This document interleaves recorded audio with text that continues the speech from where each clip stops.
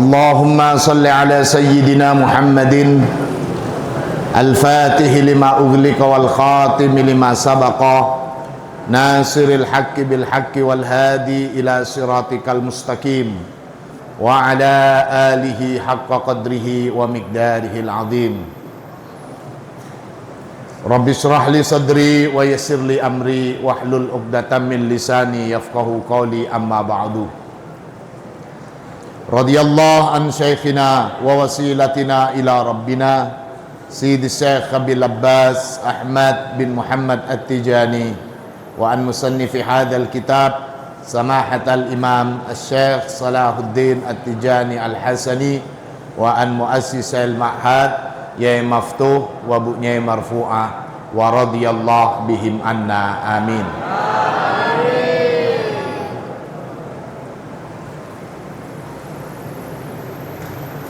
Segenap santri Al-Munawwariyah rahimakumullah.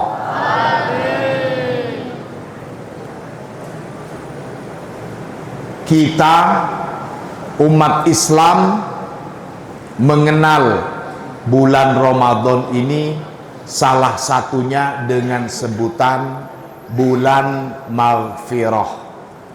Apa? Bulan maghfirah, di mana ampunan dari Allah di dalam bulan ini sangat-sangat luas sekali.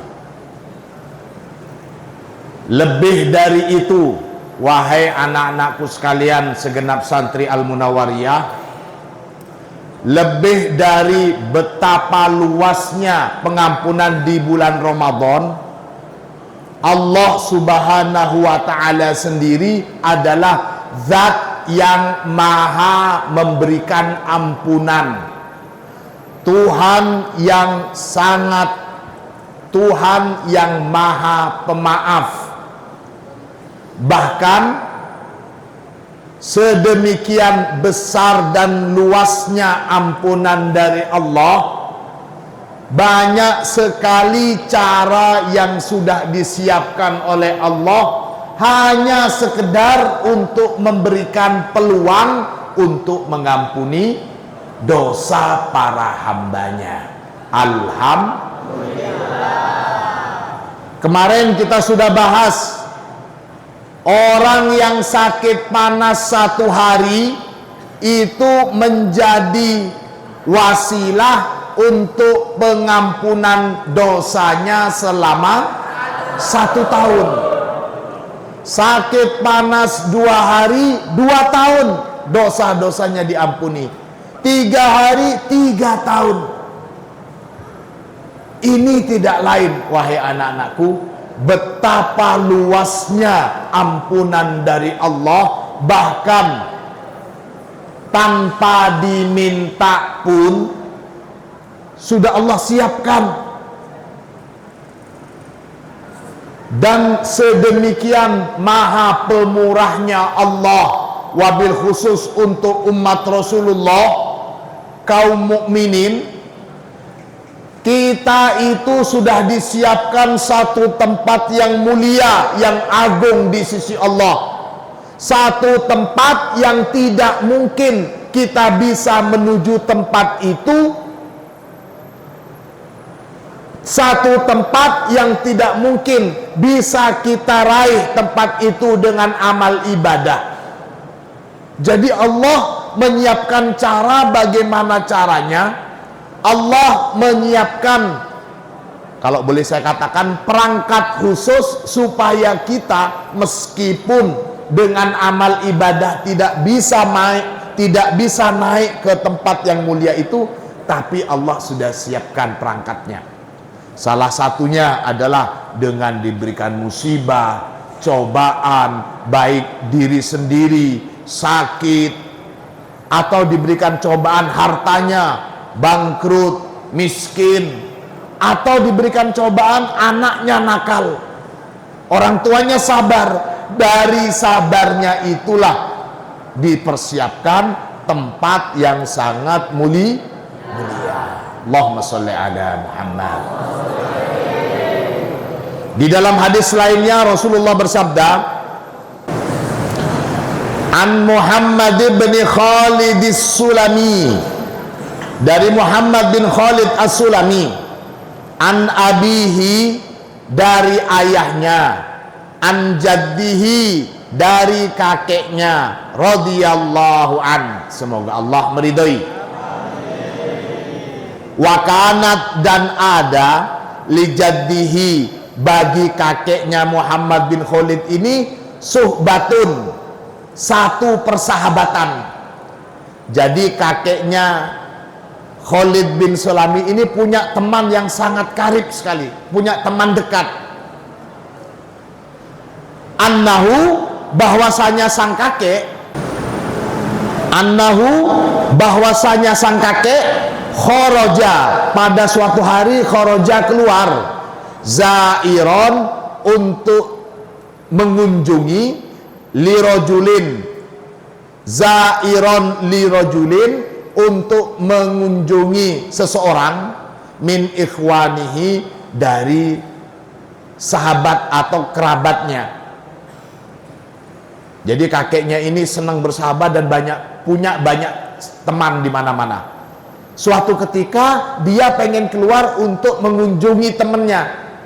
Biasa kunjungan dari teman ke temannya. Fabalagho, maka sampai kepadanya. Fabalagho, maka sampai kepada, maka sampai satu berita begitu, hu, kepada si kakek, annahu, bahwasanya teman yang mau dikunjungin ini, syakin, dia mengeluhkan, qabla ayyadkhula alaih, sebelum si kakek itu masuk bertamu kepada temannya itu. Jadi sebelum masuk ke rumahnya, si kakek ini dengar kalau temannya yang mau dikunjungin itu dia mengeluh atas derita sakitnya itu. Fadakhala alaihi, kemudian bertamulah, masuk siapa kakek, alaihi, ke rumah temannya itu. Faqala, kemudian berkata si kakek, ataitu kazairon, saya datang kepada kamu ini untuk berkunjung biasa dari teman ke teman gitu. Wa ataituka, dan aku telah datang juga ke kamu, aidan, untuk menjenguk orang sakit. Sebelumnya saya nggak tahu kalau kamu itu sakit, saya cuma mau berkunjung biasa. Di tengah jalan saya dengar kabar kalau kamu sakit, maka sekaligus saya mengunjung untuk teman ke teman, dan saya dengar kamu sakit, ya saya sekaligus menjenguk orang sakit. Itu wa ataituka aidan. Selain datang untuk berkunjung dan menjenguk orang sakit, kakeknya juga bilang wa mubasyiron, dan saya juga datang untuk memberikan kabar gembira. Qala, si teman yang dikunjungin itu lantas bertanya, kaifa jama'ta hadza kullahu, bagaimana mungkin jama'ta, mengumpulkan siapa kamu, hada, pada yang demikian ini, kullahu, bagaimana mungkin kamu bisa mengumpulkan tiga hal jadi satu, kunjungan antara teman ke teman, menjenguk orang sakit, dan memberikan kabar gembira, gimana itu? Itu maksudnya. Qala, si kakek kemudian berkata, kharajtu, aku telah keluar, wa ana uridu, dan saya uridu, menghendaki, siapa aku, wa ana, dan saya uridu, menghendaki, siapa saya, ziarotaka, pada mengunjungimu. Jadi saya awalnya keluar untuk mengunjungi kamu.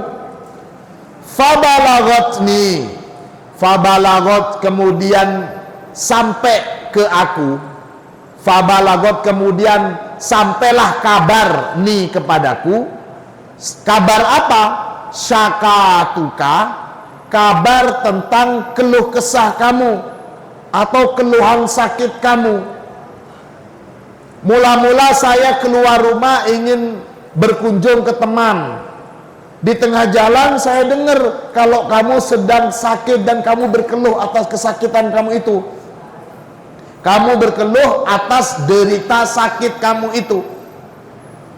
Fakanat, maka menjadilah apa kunjungan dari teman ke teman itu. Maksudnya fakanat ziyarati gitu. Maka menjadilah kunjungan saya itu iadatan sebagai iadah. Itu maksudnya ini bahasa Arab itu ada zaro yazuru, berkunjung biasa. Kalau ada yaudu itu berkunjung untuk sakit. Iadatul marid, menjenguk orang sakit. Beda bahasanya. Kalau kita kan sama saja. Mau kemana? Mau berkunjung ke orang haji, mau berkunjung ke orang yang sakit, mau berkunjung orang yang pesta, sama-sama berkunjung. Kalau bahasa Arab itu beda. Ziaratul haji, mengunjungi orang yang datang haji. Kalau jangan bilang ziaratul marid, mengunjungi orang yang sakit, tidak, tapi bahasanya iyadatul marid. Kalau melayat, berkunjung kepada orang yang mati, bukan ziaratul mayyit, tapi takziah. Makanya dibilang al-muizzun wal muizzat, orang yang melayat gitu. Nah, mulanya saya ingin berkunjung biasa ke kamu, tapi saya dengar kamu sakit, maka kunjungan biasa saya ini menjadi menjenguk orang yang sakit, iadatan. Wa ubasyiru, dan akan memberikan kabar gembira siapa aku kepada kamu, akan memberikan kabar gembira siapa aku kepada kamu. Kabar gembira apa? Bisyai'in, dengan sesuatu. Wa ubasyiru, dan memberikan kabar gembira siapa aku kepada kamu. Bisyai'in, dengan sesuatu. Sami'tu, yang telah mendengar siapa aku, hu, pada sesuatu itu, min Rasulillahi sallallahu alaihi wasallam, mendengar langsung dari Rasulullah sallallahu alaihi wasallam. Apa yang dia dengar dari Rasulullah? Qala, Rasulullah bersabda, idza sabaqat, jika sabaqat telah tercatat, gitu saya maknain. Sabakot maknanya sudah lampau, tapi kita maknain sabakot sudah lampau atau tercatat. Lil abdi, bagi seorang hamba, minallahi, dari Allah. Apa yang tercatat? Manzilatun, apa satu kedudukan mulia.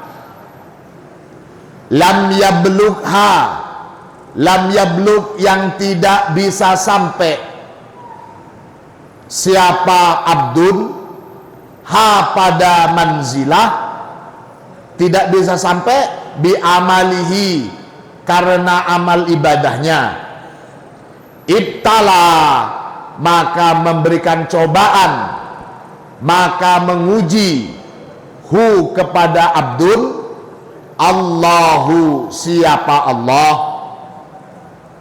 Menguji pada apa? Fi jasadihi, pada badannya abdun. Dicoba dengan rasa sakit, dicoba dengan jenis penyakit macam-macam. Jadi jasmaninya yang dicoba. Atau kalau tidak jasmaninya yang dicoba, kalau bukan badannya yang dicoba oleh Allah, au fi mali au fi waladihi, kalau bukan badannya yang dicoba, au fi waladihi, atau yang dicoba itu dalam urusan anaknya.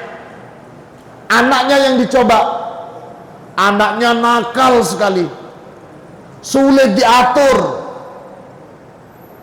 sering membangkang. Itu bisa jadi orang tuanya yang dicoba. Orang tuanya yang dicoba oleh Allah. Anaknya dinakal, terus orang tuanya sabar. Anaknya nakal sekali, orang tuanya sabar menghadapi kenakalan anaknya. Au fi malihi, atau yang dicoba oleh Allah itu dalam urusan hartanya. Dikasih kebangkrutan, sulit sekali mencari rezeki, padahal kerjanya sudah maksimal, usahanya sudah macem-macem, tapi tetap saja rezekinya mepet, bahkan kurang. Itu bisa jadi adalah cara Allah menguji orang tersebut untuk menempatkan dia ke tempat yang sangat tinggi, derajatnya mulia di sisi Allah. Nah, setelah diberikan cobaan itu, summa kemudian sabbaro, memberikan kesabaran. Siapa Allah? Hu pada abdun, hatta sehingga yubligho, menyampaikan apa kesabaran itu. Hu pada abdun, menyampaikan kemana? Al manzilata, ke posisi atau kedudukan yang mulia, allati yang sabakot, telah tercatat, lahu bagi abdun, minallahi, dari Allah subhanahu wa ta'ala. Faham semua?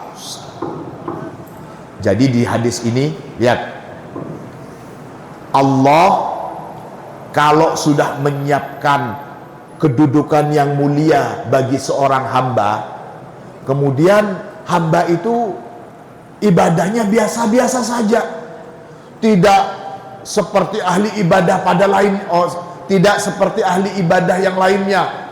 Sholat ya pokoknya mengerjakan yang wajib dan yang sunat seperti pada umumnya. Puasanya ya puasa cuman ketika Ramadan saja. Sodakohnya biasa-biasa saja. Tingkah lakunya, ibadahnya biasa-biasa saja. Artinya amal ibadahnya itu tidak mungkin mencukupkan untuk orang tersebut bisa menduduki tempat yang mulia di sisi Allah. Maka orang seperti ini diberikan cobaan oleh Allah dengan cara 3 macam cobaan. Yang pertama, apa yang dicoba? Badannya diberi sakit, atau anaknya dijadikan anaknya nakal sekali. Yang ketiga, hartanya. Salah satunya, atau mungkin 2, atau bisa jadi 3. Tiga-tiganya dicobain. Sudahlah badannya sakit, anaknya nakal sekali, usahanya juga terus mengalami kebangkrutan. Tapi dengan 3 cobaan ini, atau satu dari 3-nya ini, dia tetap menjalaninya dengan penuh kesabaran. Dan dari kesabaran inilah Allah mengangkat derajatnya hingga menjadi kekasih Allah. Amin Allahumma amin. Kalian lantas jangan berpikir begini, saya lebih baik jadi anak nakal sajalah supaya orang tua saya jadi kekasih Allah. Saya mau tak nakal sekali. Tujuannya supaya orang tua saya sabar dan bisa jadi wali. Jangan, itu urusan Allah yang begitu. Kita tetap namanya anak wajib menjadi dan berusaha menjadi anak yang solehin dan solehan. Jangan punya cita-cita jadi anak nakal. Kenapa kamu kok nakal, nak? Karena pengajiannya Gus Zulfan, kalau anaknya nakal, orang tuanya sabar, nanti orang tuanya jadi wali. Bapak mau nggak jadi waliullah? Wah, itu namanya anak kebacut itu. Boten nggih. Hati-hati. Kita tetap wajib taat dan patuh menjadi seorang anak. Hadis lainnya, an Abi Hurairah radhiyallahu an, dari sahabat Abi Hurairah. Qala, berkata siapa sahabat Abi Hurairah, qala Rasulullah sallallahu alaihi wasallam, Rasulullah bersabda, innar rajula, sesungguhnya seseorang, takunu, ada atau menjadi, lahu bagi rajul, al manzilu, apa kedudukan yang tinggi, indallahi, di sisi Allah, fama, dan tidak bisa, yablughu, sampai siapa rajul, ha, pada manzilah, bi amalin, dengan amal ibadah. Amal ibadah apapun gak bisa mengantarkan seseorang ke satu tempat yang sangat mulia di sisi Allah. Fala yazalu, maka akan selalu, yabtali, menguji siapa Allah, hi, pada rajul, bima, diuji dengan apa-apa, yakrohu, yang tidak senang siapa rajul, hatta, sehingga yubligo, menyampaikan apa ma, hu pada rajul, dalika, ke keadaan yang demikian itu. Ini sama. Seseorang itu kalau sudah disiapkan posisi yang mulia di sisi Allah dan tidak mungkin bisa sampai dengan amal ibadah yang dia lakukan, maka Allah akan selalu memberikan cobaan sampai orang tersebut bisa menduduki tempat yang mulia tersebut. Amin Allahumma amin. Jadi Allah akan terus mencoba. Kemarin sudah saya sampaikan, kemarin sudah saya katakan, namanya hidup di dunia ini pasti akan selalu ada cobaan. Apa saja cobaannya itu? Hanya keledai yang dungu saja yang merasa dirinya akan aman dari cobaan.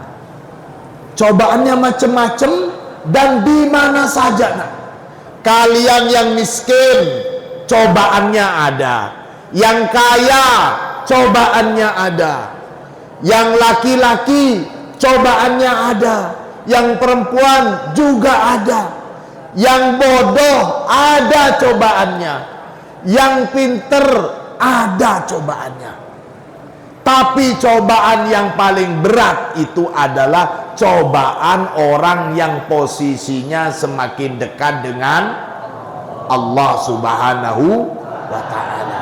Sebagaimana hadis kemarin, orang yang paling dahsyat cobaannya itu adalah para nabi yang kedudukannya tinggi di sisi Allah. Setelah itu di bawahnya para nabi adalah mereka yang kedudukannya di bawahnya nabi.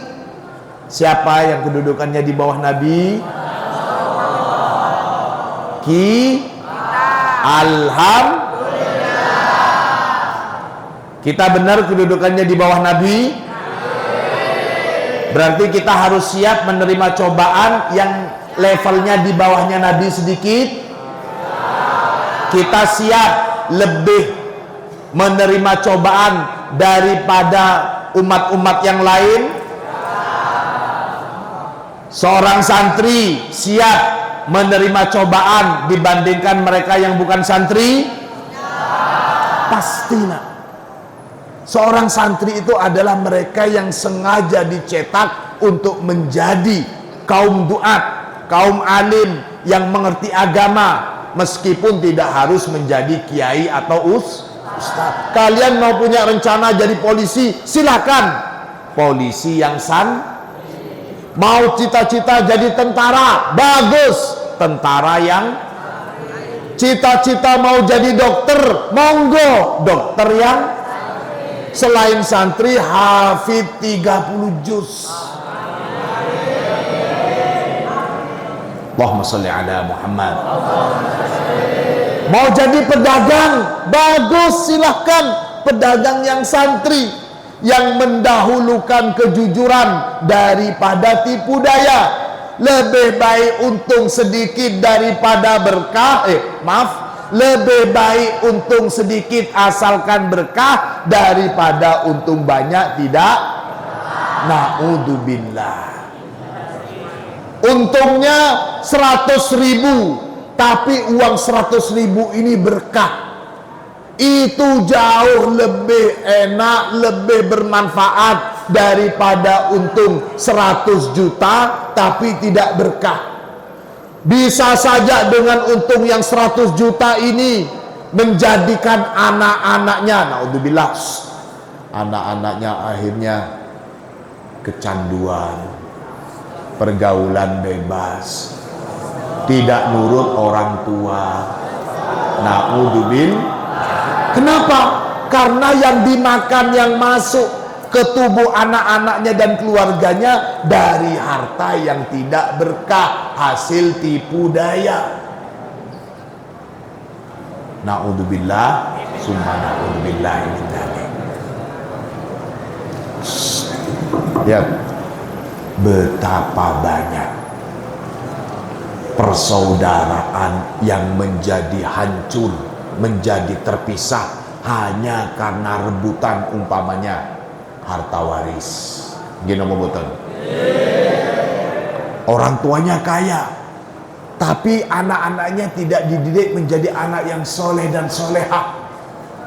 Orang tuanya meninggal, hartanya dijadikan rebutan, bahkan sampai memutus ikatan persaudaraan.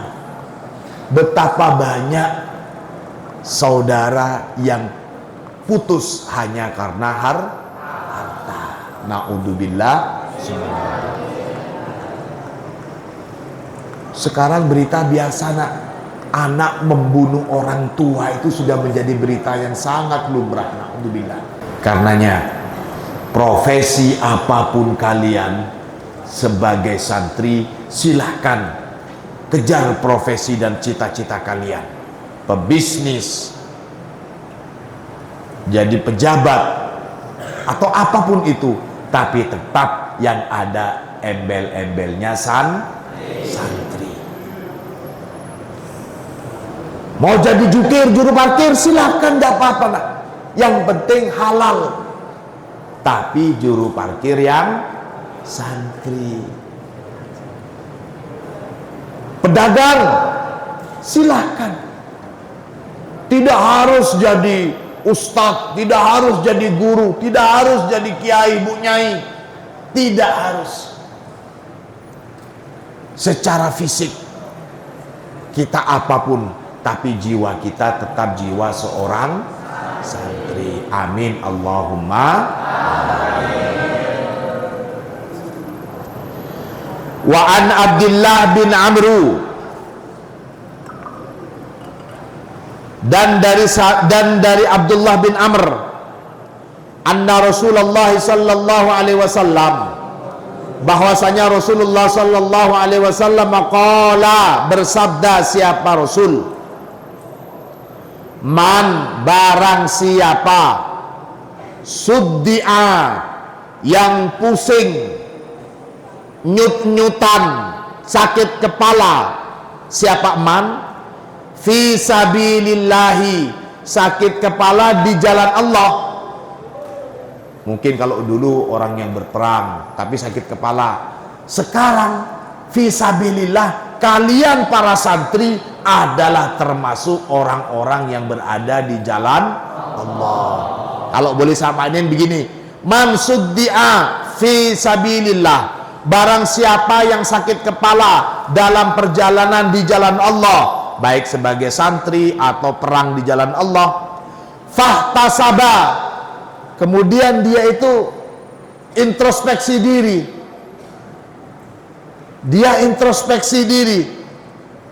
ini saya sakit tidak lain adalah cobaan dari Allah. Dia meyakini itu, bukan karena sakit yang dia melalaikan kesehatannya. Catat ini, setiap hari sikat gigi sudah aktif, sehari sampai 2 atau 3 kali. tapi tetap sakit gigi. Nah, ini namanya adalah cobaan dari Allah. Sakit gigi, sakit kepala sama.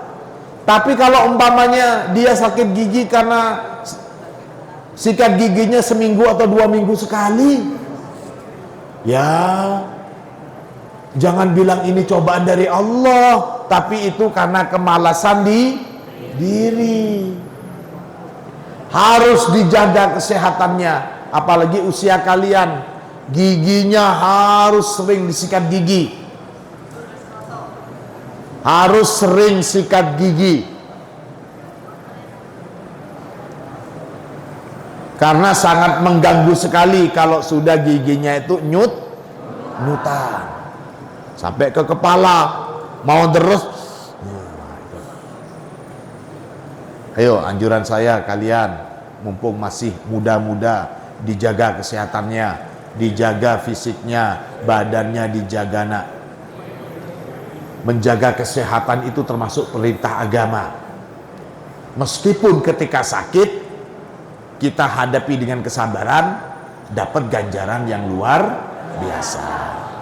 Maka di sini dikatakan man suddi'a fi sabilillah fatasaba ghafarallahu, maka mengampuni Allahu, siapa Allah, lahu bagi man makana qablu min dambin, apapun dosa sebelumnya gitu. Makana apa saja, karena yang ada qablu min ba'din, yang ada sebelumnya dia itu min dambin, dari dosa. Jadi dosa apa saja yang dilakukan, sebesar apapun dosanya, sekali lagi, sebesar apapun dosanya, itu bisa diampuni oleh Allah hanya karena muhasabah kita ketika sakit kepala saja. Maka yang sakit kepala bersyukurlah, itu tanda-tanda bahwa dosanya Alhamdulillah. An Yazid bin Abi Habib, dari sahabat Yazid bin Abi Habib, An Yazid bin Abi Habib, dari Yazid bin Abi Habib radhiyallahu an, semoga Allah meridhoi. Qala, Yazid berkata, qala Rasulullah sallallahu alaihi wasallam, Rasulullah bersabda, la yazalu suda'u, la yazalu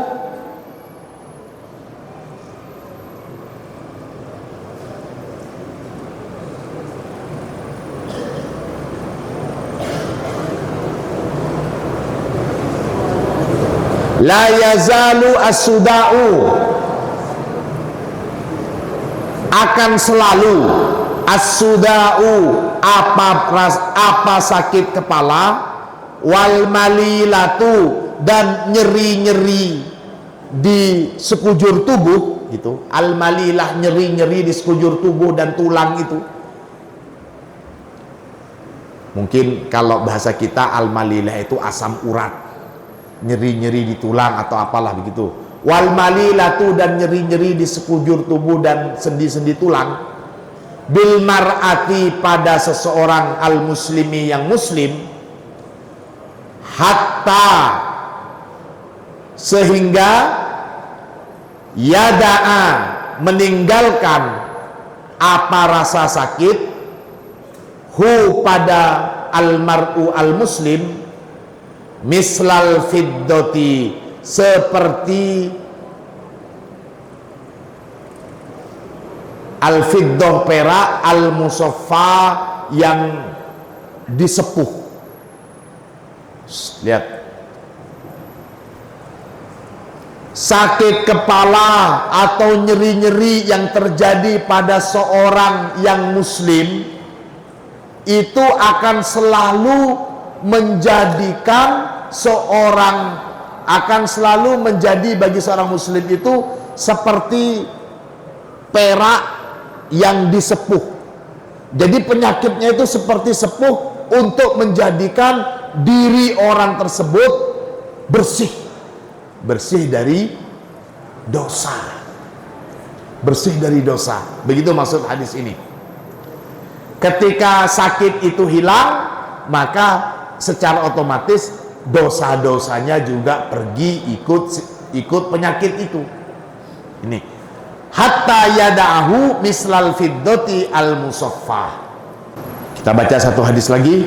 An Abi Hurairah radhiyallahu an. Dari sahabat Abi Hurairah, semoga Allah meridhoi.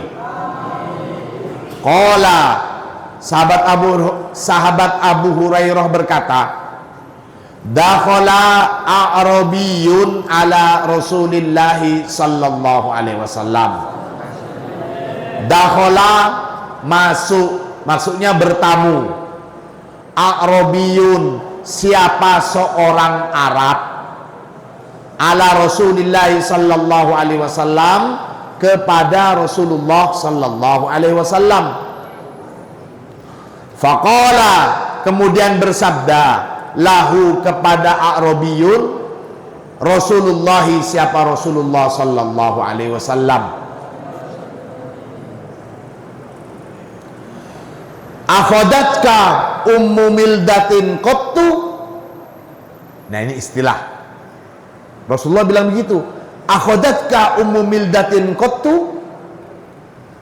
Qala, kemudian si orang Arab itu bertanya, wa ma ummu mildam ya Rasul, wa ma ummu mildam, apa yang dimaksud dengan ummu mildam itu ya Rasulullah?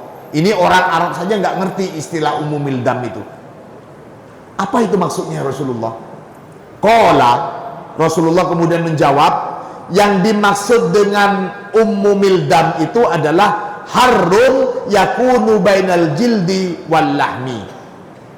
Ummu milda itu adalah greges, rasa panas gitu, yakunu yang ada apa panas itu, bainal jildi, di antara kulit, wal lahmi, dan daging. Jadi kalau kalian greges, kalian terasa kulit-kulit dan seluruh sekujur tubuh kita itu terasa tidak enak. Gini Bapak. Nah, itu namanya diistilahkan oleh Rasulullah ummu mildam. Jadi kalian jangan kalau punya anak nanti jangan disebut, saya mau punya anak namanya ummu mildam. Ada di hadis Nabi. Ternyata itu adalah penyakit greges. Jadi tanya, kenapa kamu nak pulang dari pondok? Akhadatni ummu mildam ya ummi. Saya terasa, apa itu ummu mildam? Ibu sih makanya sedikit-sedikit baca dong hadis. Nah, kamu apa? Faham nak ummu mildam? Ummu mildam itu bukan ibunya Mas Mildam, tapi ummu mildam itu artinya sakit greges. Ini tanya, akhadatka ummu mildam akhadatka ummu mildam qattu, apakah kamu pernah mengalami greges? Gitu. Qala ma wajadtu hadza qattu, saya tidak pernah merasakan sakit ini ya Rasulullah. Jadi orang Arab ini bilang ke Rasulullah, saya nggak pernah namanya sakit greges, badan sehat, badan saya selalu sehat, nggak pernah nyilu-nyilu, nggak pernah pusing, nggak pernah sakit gigi, apalagi greges. Saya nggak pernah merasakan greges ya Rasulullah.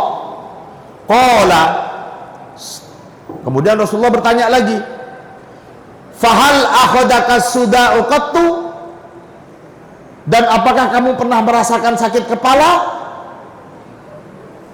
Maaf, di sini begini. Qala fahal akhadaka suda'u qattu, apakah kamu pernah merasakan suda qattu sama sekali? Qala wa mas suda, apa yang dimaksud dengan suda itu ya Rasulullah? Jadi dia jangankan pernah merasa, dengar namanya saja belum pernah. Kamu pernah sakit kepala enggak? Gimana sih rasanya sakit kepala itu ya Rasulullah? Jadi ini, lihat unik ini nak. Rasulullah tanya ke orang Arab itu, fahal akhadaka suda'u qattu, apakah kamu pernah merasakan sakit kepala? Orang itu qala, menjawab si orang Arab itu, wa masuda, apa itu sakit kepala ya Rasulullah? Qala, yang dimaksud dengan sakit kepala itu urukun tadribu alal insan fi ra'sihi. Urukun, pembuluh, tadribu alal insan, yang menyerang pada manusia, fi ra'sihi, di bagian kepalanya.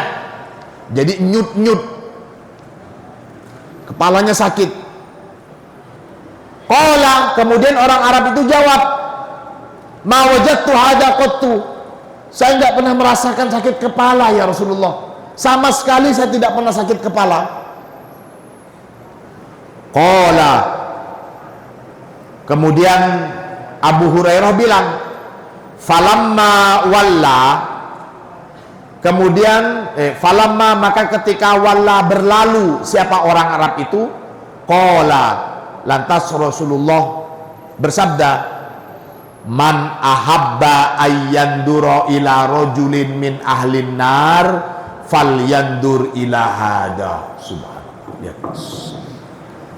Lihat, Rasulullah bilang gini, man ahabba, barang siapa yang mau, ayyandura, untuk melihat, ila rajulin, pada seseorang, min ahlin nari, yang termasuk dari penduduk neraka, ahlin nar, fayandur, maka lihatlah, ila hada, ke orang itu tadi.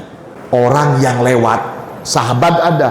Suatu ketika sahabat duduk dengan Rasulullah, kemudian ada yang lewat. Rasulullah bilang, kamu pernah sakit gerges? Gimana sih segerges ya Rasulullah? Saya nggak pernah merasakan. Pernah sakit kepala? Sama sekali nggak pernah merasakan sakit kepala ya Rasulullah. Nah, setelah orang itu pergi, Rasulullah bilang ke sahabatnya, hei sahabat, barang siapa yang mau melihat contohnya orang yang menjadi penduduk neraka, ahlu neraka itu, lihat orang itu. Orang yang nggak pernah merasakan sakit. Maka ketika kita pernah merasakan sakit, alhamdulillah, itu artinya kita bukan tergolong yang ahlun nar. Gino boboten. Ini satu kenikmatan. Sakit tetap menjadi satu kenikmatan bagi kaum mukminin yang meyakini bahwa penyakit itu adalah cobaan. Karena Allah sudah, aduh ini soal nggak usah dicoba-coba, biarin sehat terus, biarin nakal terus, nggak usah dicoba-coba, biarin seneng terus. Istidraj, udah sama Allah di istidraj, terserah mau apa, hartanya terus dilimpahkan, badannya terus sehat, dibiarin. Karena sudah, ya udah, memang sudah posisinya sudah jelas di mana, ya di neraka. Tapi kalau yang sudah dipilih oleh Allah untuk menempati satu posisi yang tinggi, sementara amal ibadahnya nggak bisa untuk mengantarkan dia ke posisi itu, Allah kasih penyakit, Allah kasih ujian, Allah kasih bangkrut hartanya. Dia sabar, lantas dia berhak untuk menempati posisi mulia yang sudah disiapkan oleh Allah. Alhamdulillah. Mudah-mudahan ilmu kita bermanfaat. Al-Fatihah.